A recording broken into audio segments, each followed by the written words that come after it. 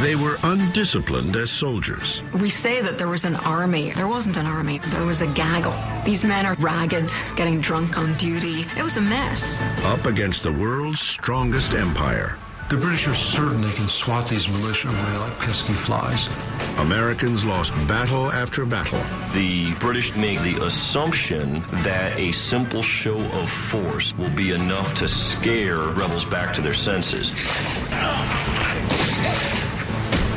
The question Britain is asking is, why isn't this thing over yet? This should have been an easy victory.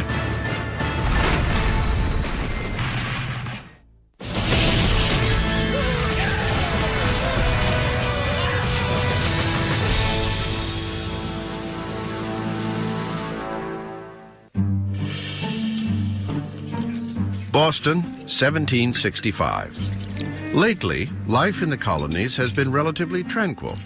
Certainly it has for Thomas Hutchinson.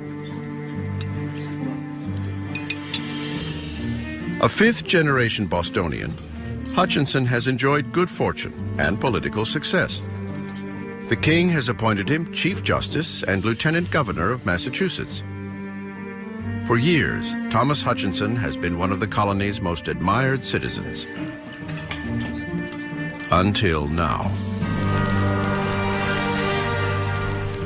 Hutchinson's life is about to take a dramatic and ugly turn. An angry mob is surging through Boston. Hutchinson is about to find out that he's the man they're after. He's the man in charge of the intolerable new policies imposed on the colonies by their British rulers. Tax policies that have incited an increasingly violent rebellion among the people. A rebellion against a tax imposed not by their own local representatives, but by Parliament 3,000 miles away in England. Lieutenant Governor Hutchinson is duty-bound to enforce this controversial new tax. Though he personally opposes it, he is being denounced as a traitor.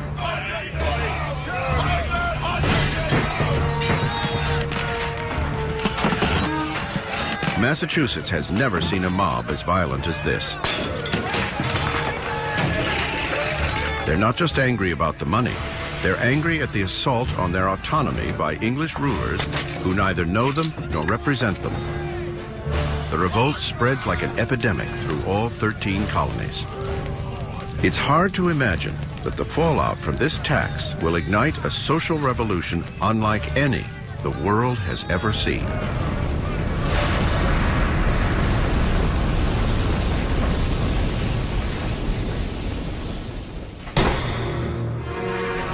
Across the Atlantic, England's King George III is losing his patience. His colonies are acting like petulant children. These are his subjects, Englishmen, born in America, but Englishmen just the same. He is their ruler, and it's because of them that his empire is going broke. A decade ago, he sent British troops across the ocean to defend the colonies against French settlers and their Indian allies. The war went on for 7 years, and it cost England £60 million, money it now desperately needs. There's a sense that after the 7 Years' War, that America ought to pay its way a little bit. That expenses to protect North America should in part be raised in North America. Parliament's solution is unprecedented. The Stamp Act of 1765 directly taxes colonies by having them pay for stamps that must be affixed to virtually every piece of paper they touch. From official documents to playing cards. It goes badly from the start. The colonists resent not only paying the tax, but also having it imposed by a faraway parliament where no one represents them. Though the Crown appoints colonial governors and high officials, each colony is long accustomed to ruling itself and levying its own taxes. The Americans believed that over 150 years of being colonists, they had in a sense created a nation within the British Empire. They had free assemblies, democratically elected. They had free and independent and very good newspapers. They had their own tax system. It wasn't just paying a little bit of money. The notion was that other people were making them pay money. So it's an emotional issue. Who's in control here? We want to control our own lives, which includes, of course, our own pocketbooks. In 1765, a new generation of colonists is rushing headlong down an uncharted path to an unknown end, and the Stamp Act is what starts it. Much of the spirit, if not the exact words, is, don't you see what they're up to? Don't you see what's going on? There's a strategy at work here to gradually erode American liberties. If you let them do this, what will they try to do next? For the British, the tax isn't about eroding liberties, it's about money. Stoking the colonial reaction is a powerful underground movement known as the Sons of Liberty. They meet secretly in taverns across the colonies and come up with every tactic they can to keep government officials from collecting England's tax. People really started forming alliances between kind of street theater, street gangs, and merchants and artisans, and figuring out ways to all work towards the common cause, which is to repeal the Stamp Act. Soon enough, things begin to get ugly. Intimidation is a favorite weapon. Those who remain loyal to the king, known as loyalists or Tories, often find themselves terrorized by these self-anointed patriots. They often use very dramatic techniques, tar and feathering, for instance. This is a great way to humiliate people. First, you're stripped naked. The bucket of tar is heated, and you're coated with tar. And then they put these feathers, these goose feathers, all over you, and you're all hot, and you're prancing about like a silly goose. After a display like this, how is this person going to publicly oppose the patriot position? A loyalist printer in New York City publishes a loyalist newspaper, and they come in and smash his printing press, while they are also proclaiming free speech as a principle to fight for. That's the nature of war and the nature of revolution. While the angry rabble takes to the streets, men of property and education use printing presses and politics to denounce the Stamp Act tax. One of the most outspoken is 29-year-old John Adams, a bright, ambitious attorney who brings logic and intellect to this very emotional argument. He drafts anti-tax resolutions for some 40 Massachusetts assemblies.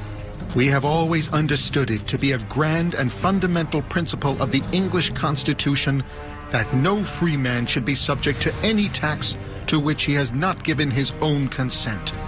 John Adams.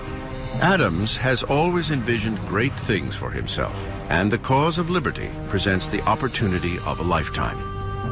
His wife, Abigail, is his trusted confidant and partner in all things, great and small. I think it's hard to overestimate the importance of Abigail Adams. I mean, not only is she more than an equal partner to her husband, but she comes to this contest with really perfectly formed ideas about which she feels passionately. She's an enormous influence on her husband. One day, these two will be counted among the founders of a new nation. For now, John Adams is one of many voices of protest in a Stamp Act rebellion that engulfs all 13 colonies. Down in Virginia, a fiery young legislator named Patrick Henry ups the ante. Resolved, that the inhabitants of this colony are not bound to yield obedience to any law or ordinance designed to impose any taxation whatsoever other than the laws of their own General Assembly. Patrick Henry. In other words, no taxation without representation. Henry's Virginia resolves become a radical touchstone for all the colonies.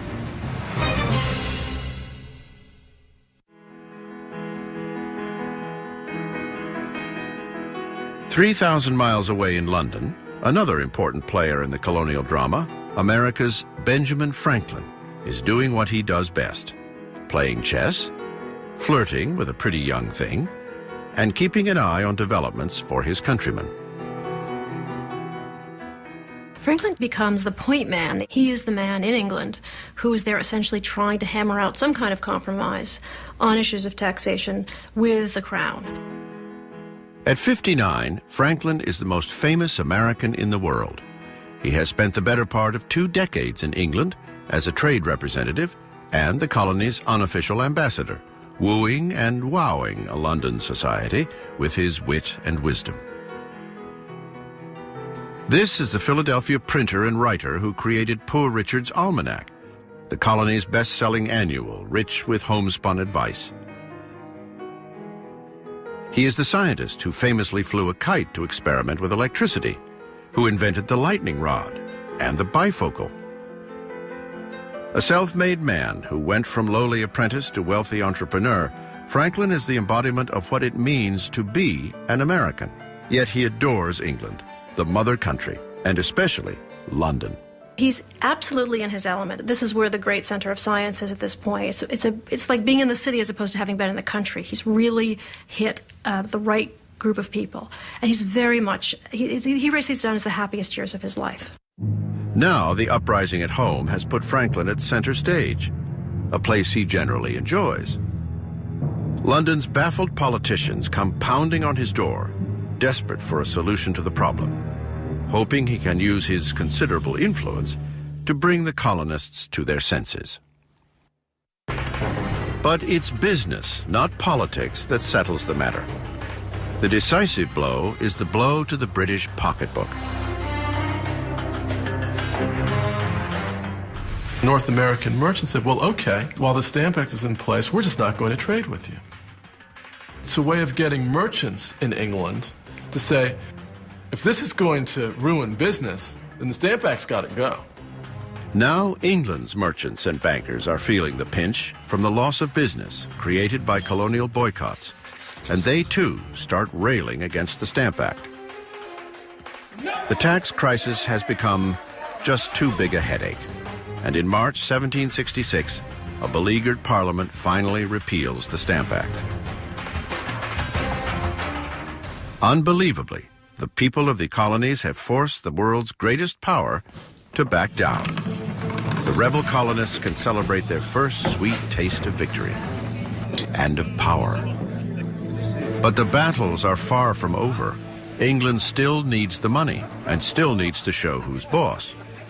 Over the next 4 years, Parliament devises new taxes, which trigger renewed upheaval and end up being repealed. As this seemingly endless cycle continues, England dispatches 2 military regiments to Massachusetts from New York to keep order, adding fuel to the fire. In 1768, 4 more regiments sail from England on a collision course with America.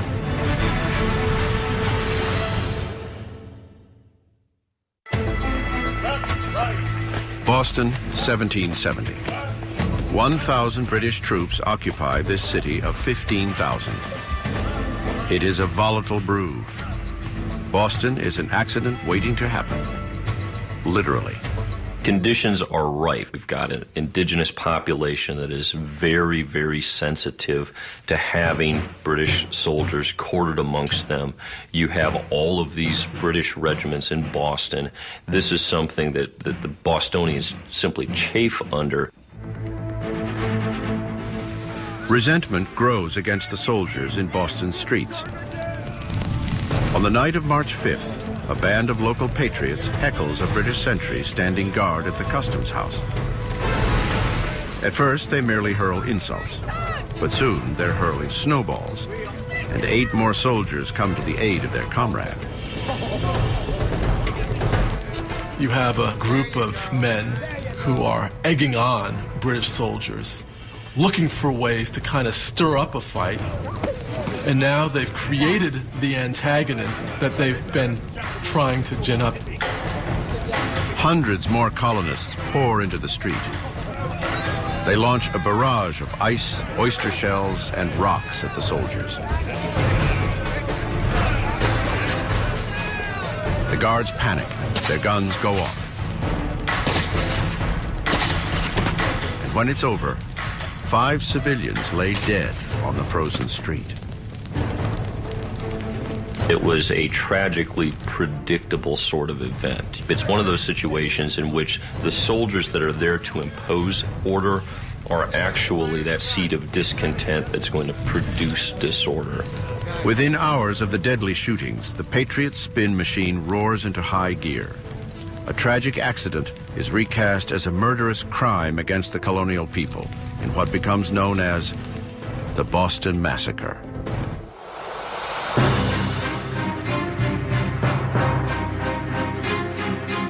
This was not remotely a massacre. This was a case in which a mob assailed a small detachment of British soldiers, which may have panicked but had very legitimate cause to fear for their well-being. But that's not how it's portrayed to the outside world. A local silversmith and artisan named Paul Revere renders an exaggerated version of the event that makes it look like an unprovoked slaughter by the British soldiers. Boston papers are quick to print and distribute Revere's version. And this becomes the Patriot image of the Boston Massacre, which shows the British lined up in a row, firing their muskets all at once, as if they got the command to fire, which didn't happen that way. The first to die in the gunfire is a black man, a sailor and runaway slave named Crispus Attucks. He is widely viewed as the first martyr of the American Revolution. In this explosive atmosphere, the public outcry pressures the British to pull their troops out of Boston. The soldiers responsible for the so-called massacre are put on trial for murder, and they are hard-pressed to find an attorney to take their case.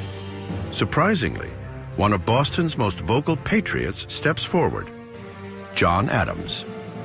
Adams is willing to risk everything, his and his family's safety, and his reputation as an ardent advocate of colonial rights. But he believes passionately in the right to a fair trial. Without human rights, the patriot cause isn't worth fighting. It was one of the best pieces of service I ever rendered. Judgment of death against these soldiers would have been a foul stain upon this country. John Adams. Adams wins an acquittal for 7 of the soldiers and light sentences for the other 2. Only his unquestioned devotion to the Patriot cause keeps him from being branded a traitor. The crisis is resolved, for now. Back in England, the colonial rebellion becomes a national preoccupation. Over the next 3 years, Parliament keeps trying to impose its authority with new laws and new taxes. As each new law inflames the rebellion, it ends up getting repealed. Except for one, a tax on tea. The principle involved is that Parliament is sovereign, it can pass laws on whatever it wants. So we're going to just keep this one in place, just because, to assert the fact that we can do this. The Tea Act puts only a 3-penny tax per pound on the drink of choice for most Americans. It's hardly a burden, but in the current climate, a 3-penny tax still equals oppression.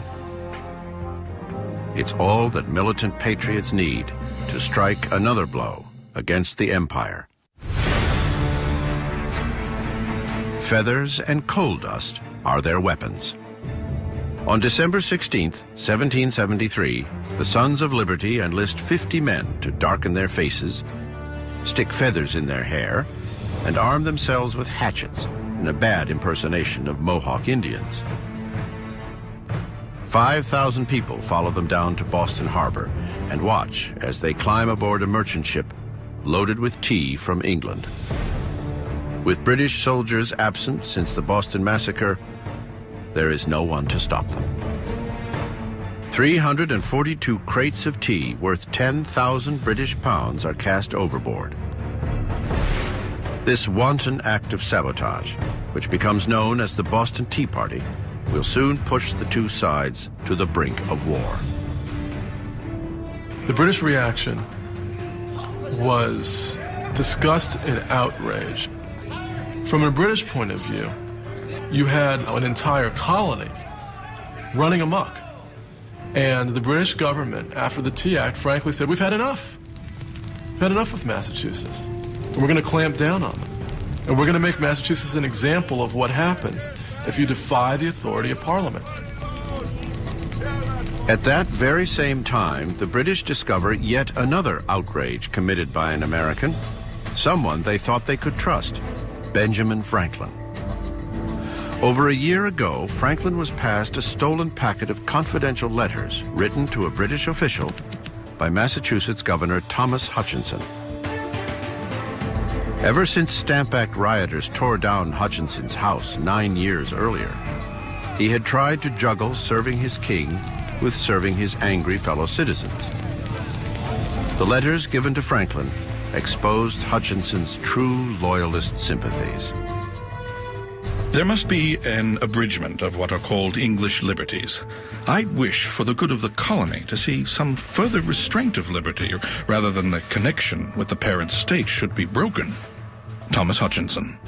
Franklin sent the incriminating letters to colonial assemblymen in Massachusetts, who had recently made them public as irrefutable proof of Hutchinson's treachery against the Patriot cause. The reaction in the colonies was torrential. Mobs burned Hutchinson's effigy. The press vilified him. By December, when the Patriot Raiders throw the Boston Tea Party, they have destroyed Hutchinson's long career as a public servant. Within 6 months, Thomas Hutchinson will pack up his family and sail to England. The relentless strife that has set American against American will force this man, long devoted to colonial causes, into exile. Heartbroken, he will never again set foot in his beloved homeland.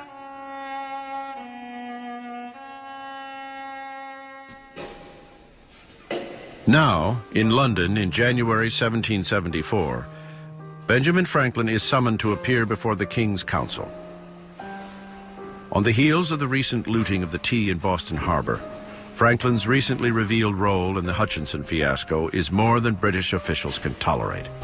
He must answer for his sins and the sins of his countrymen.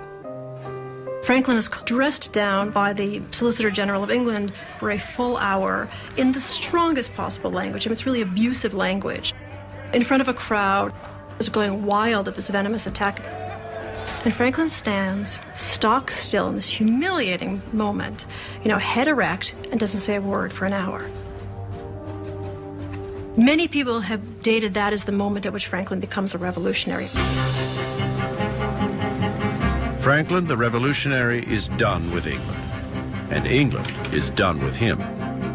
Parliament punishes Massachusetts with a vengeance. It revokes the colony's 80-year-old charter, dissolves its local assemblies, and after a 4-year absence, sends 3,000 troops to reoccupy Boston. The Crown now runs Massachusetts. These people had been meeting in town meetings for 150 years. When they can no longer decide their own fate, they said, this is the end. People throughout Massachusetts rose up as one and said, no way. There is no turning back for either side. The tension between the people of Massachusetts and the British troops becomes unbearable. It's only a matter of time before someone fires the shot that will echo around the world.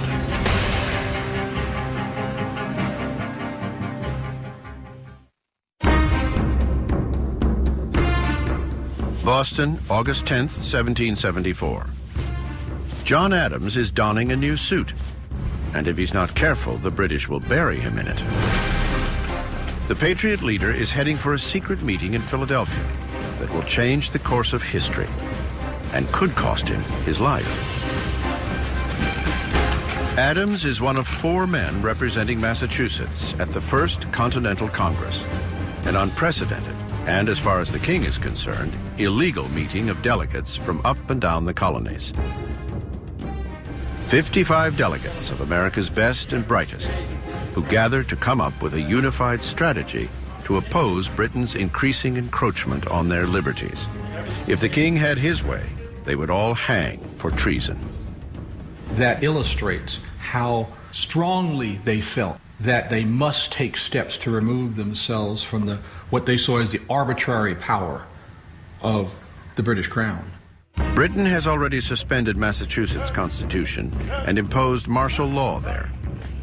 The other colonies fear that it's only a matter of time before they all meet the same fate. Even though these colonies have different economic interests, they have different political histories, they have different populations, they recognize that in our relationship with Britain, we have much in common. Not all of these people have met each other. Most have heard about each other. Now they're eager to meet each other, see what's going to happen. People know that there's going to be moderates and not so moderates, and there's already kind of little factions forming. Joining John Adams from Massachusetts is another radical, 37-year-old John Hancock, a wealthy Boston merchant who has been using his considerable fortune to fuel the cause. Pennsylvania has sent a moderate lawyer, John Dickinson, 42, whose widely read essays back in the 60s helped launch the anti-tax movement. From Virginia comes Patrick Henry, the volatile young orator whose Virginia resolves helped stamp out the Stamp Act. And also from Virginia, a wealthy 42-year-old planter and veteran of the 7 Years' War, George Washington.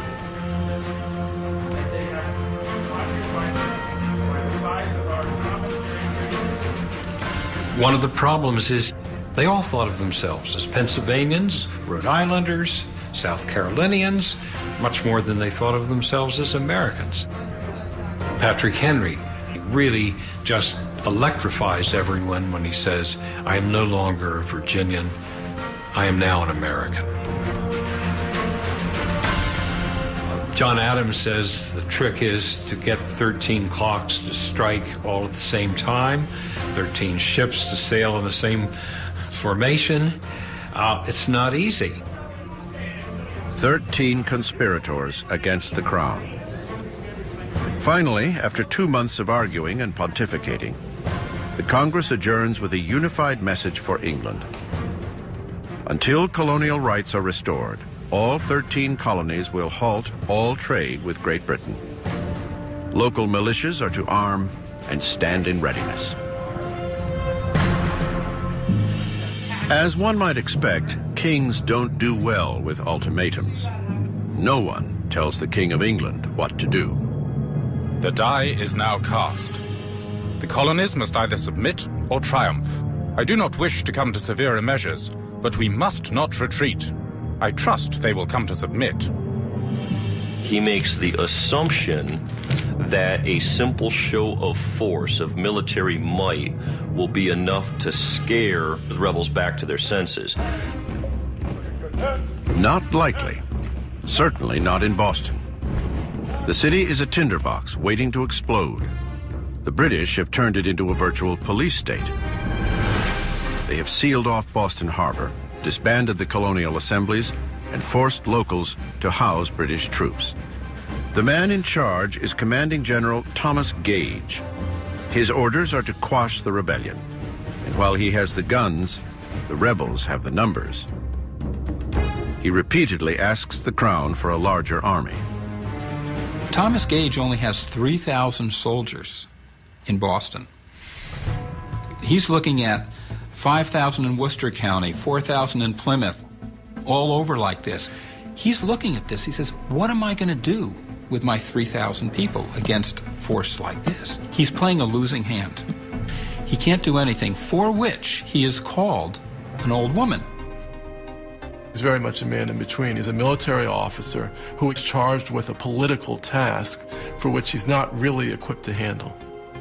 With Hutchinson's departure, Gage is now Massachusetts governor and commander of an occupying army that no longer faces a small rebellion. It is a population in uprising.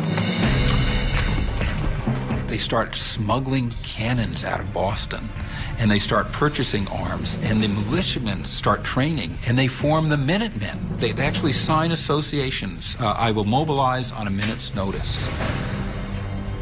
This is no longer a skirmish over taxes.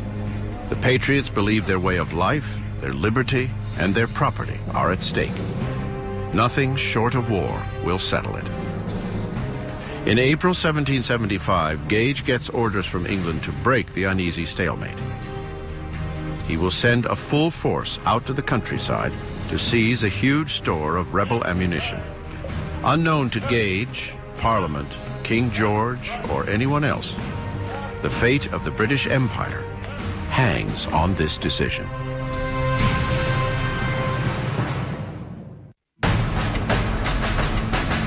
April 18th, 1775. British troops are on the march.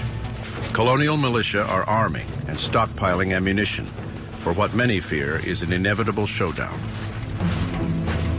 British Commander General Thomas Gage has ordered his soldiers to capture a huge hidden store of gunpowder in Concord, a Massachusetts village 20 miles west of Boston. The British detachment that marches out of Boston, roughly 800 soldiers, march out knowing that the countryside is on the verge of armed action.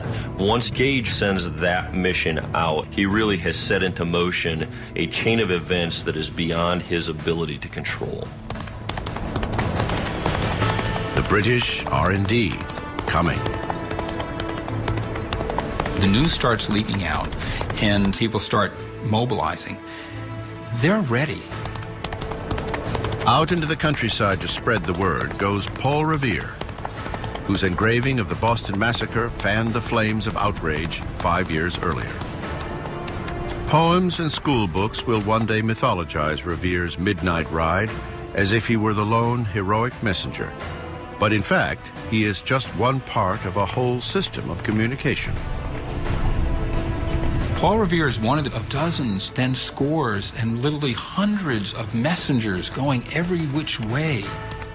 Bells are ringing, the shots are being fired. So before dawn, hours before dawn, the whole countryside is mobilized and knows what's happening. They arrange a signal. One lantern light in Boston's Old North Church if the British are coming by land, and two if by boat. British troops row to the Cambridge side of the Charles River and wade through reeds and thick marshland to begin their overnight march to Concord. At around 1 in the morning at Lexington, Massachusetts, farmers, blacksmiths, and shopkeepers gather to intercept the British at Lexington Green. 130 civilians, some too old, some too young, most with no formal military experience, stand ready to risk it all against the world's most feared army. These were men who literally felt under attack. And in fact, they were under attack. The British Army were walking out to seize colonial property, and they felt compelled to defend it. 2 a.m. After an hour of waiting, no sign of the British. The night's chill sends many home. Others choose nearby Buckman's Tavern to await another alarm. Most hoping it will never come.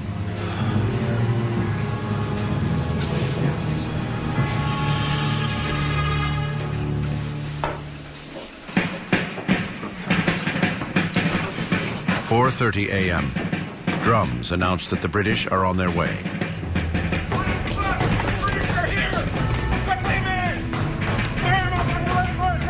I'm sure the mood on Lexington Green was extremely tense. The best trained, most professional army in the world is bearing down on them. So even though they were fired up with a great sense of injustice, they were probably nervous. And if they weren't, they should have been. Let's sit. Okay. Stand back, lads. Stand back.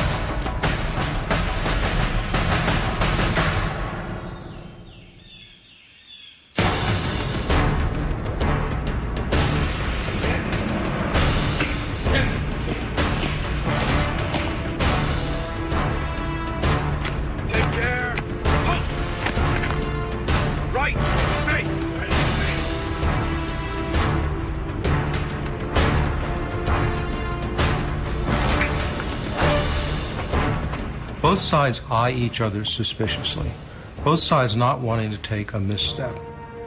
All of a sudden, a single shot is fired. Nobody knows who fired the shot, After the war and investigations, nobody ever found out. As soon as that shot was fired, both sides commenced firing at will, and the American Revolution was on.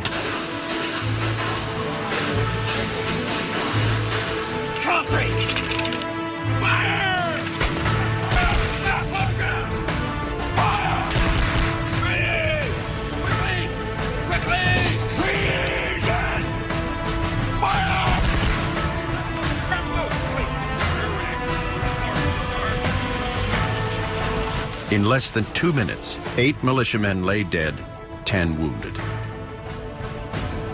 It really lit up the newspapers everywhere. Blood had been shed, and there was really no looking back after that.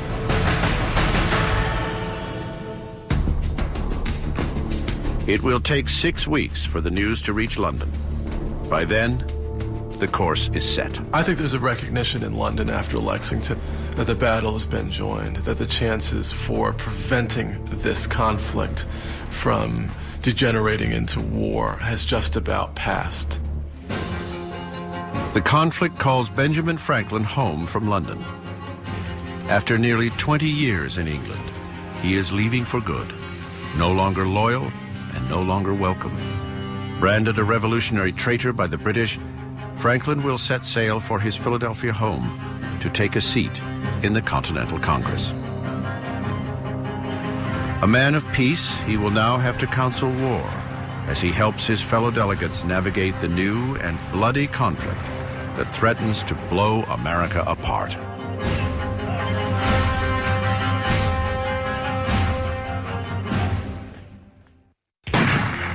April 19th, 1775, Lexington, Massachusetts. For the first time ever, British soldiers and colonial citizens have stood face to face and fired upon each other.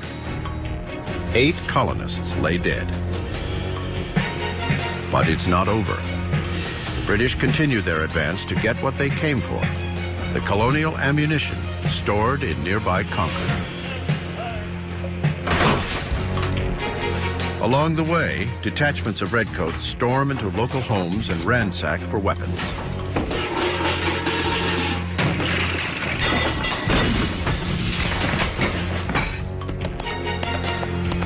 The word spreads, and militia from all over the area rush toward Concord to head off the British.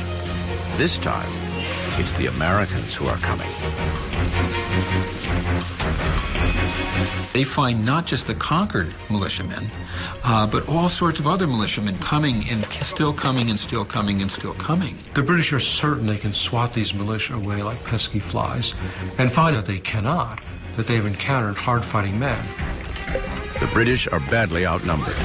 They are forced to retreat. 16 miles separate them from the safety of Boston. 16 miles on foot. They are sitting ducks for armed and angry colonials. It is a trauma they won't soon forget. All the hills on either side of us were covered with rebels, so that they kept the road always lined and a very hot fire on us without intermission. Henry de Bernier, British soldier.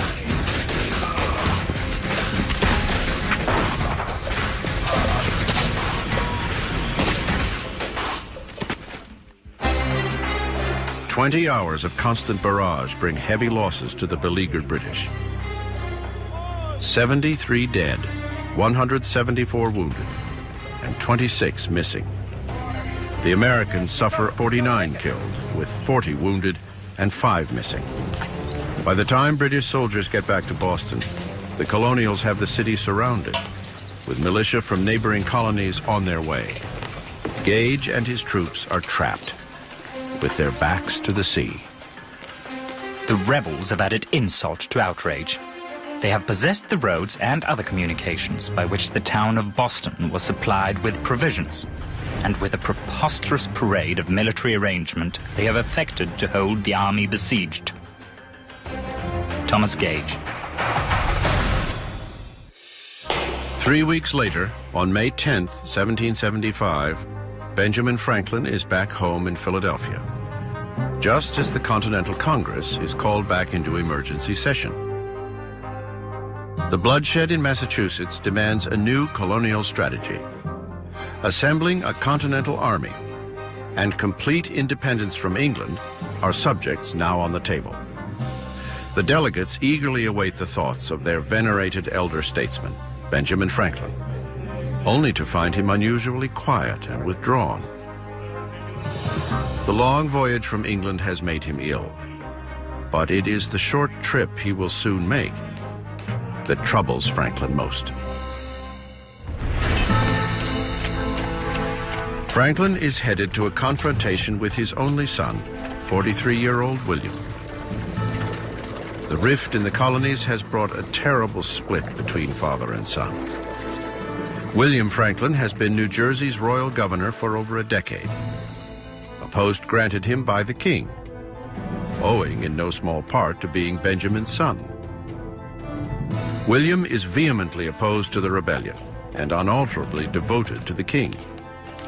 Now, his father will make one last attempt to win him over to the Patriot side.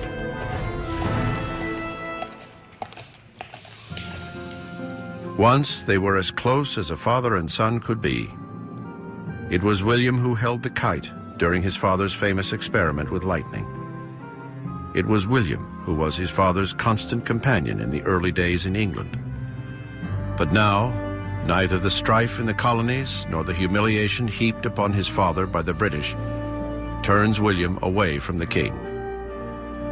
Now, father and son must choose between country and family, but neither will bend. Like the growing civil war between patriots and loyalists, reconciliation between father and son is no longer possible.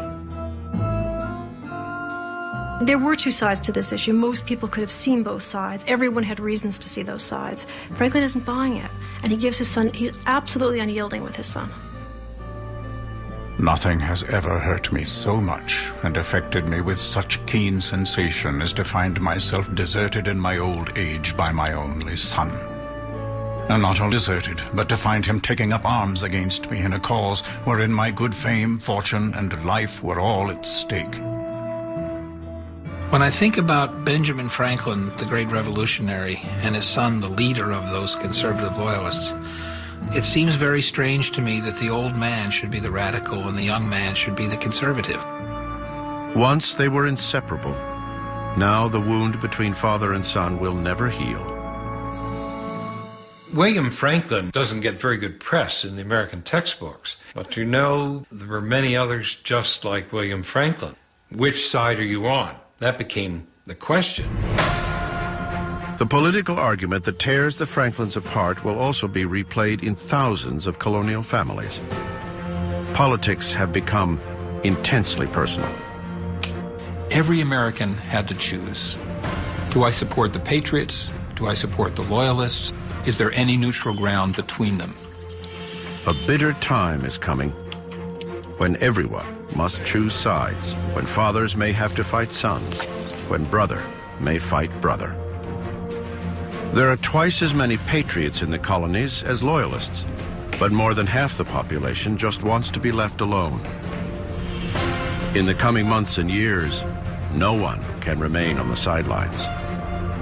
The ship has sailed. The revolution is on an irreversible course. It will take sturdy leadership from men as different in temperament as the people they represent. Whether they know it or not, these are the men of destiny who will guide the American people into their uncertain future. And these are the men who will shed their blood and give their lives to make it happen.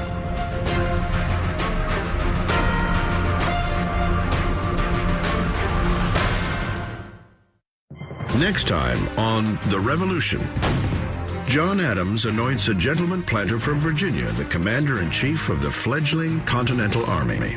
Washington is someone who has nothing to gain from the revolution and everything to lose. And the Patriots and British square off at the misnamed Battle of Bunker Hill. They inflicted such heavy losses on the British that it makes them a little cocky. Look at the damage we did to them. It really gives them way too much confidence. These guys know their treasure from their trash. The question is, do you? one of you should not even be here right now. We need to step up our game. We wanted to beat everybody to the punch. Yes, yes, yes, yeah! Picked Off, History's new competition series. Series premiere Wednesday, July 11th at 10 on History. Made every day.